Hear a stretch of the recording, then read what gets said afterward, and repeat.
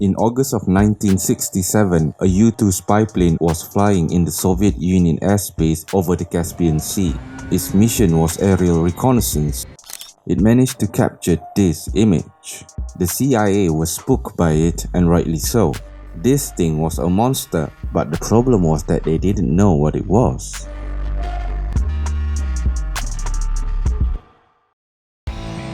Meet the Korabl Maket, or KM for short. This plane was actually a ground effect vehicle, or GEV, also known as ekranoplan.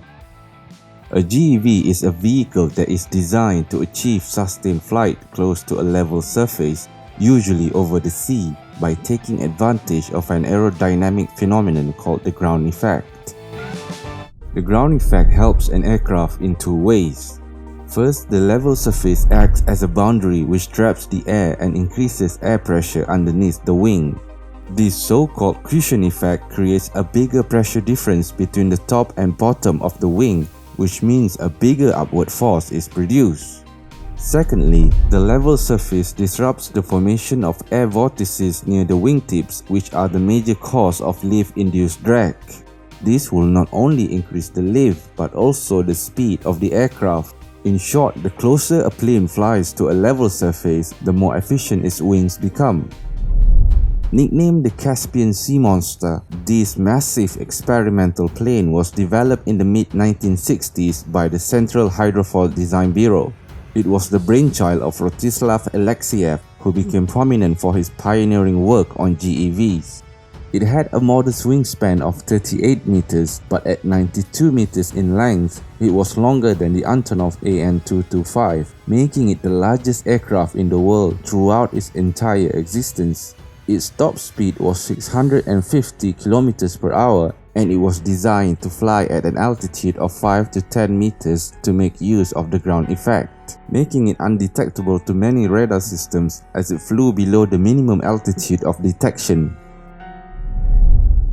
The Soviets went to great lengths to keep the plane a secret. Once completed, the KM was transported along the Volga River from its manufacturing plant in Gorky to the Caspian Sea. It was done in secret, covered in camouflage and moving only at night.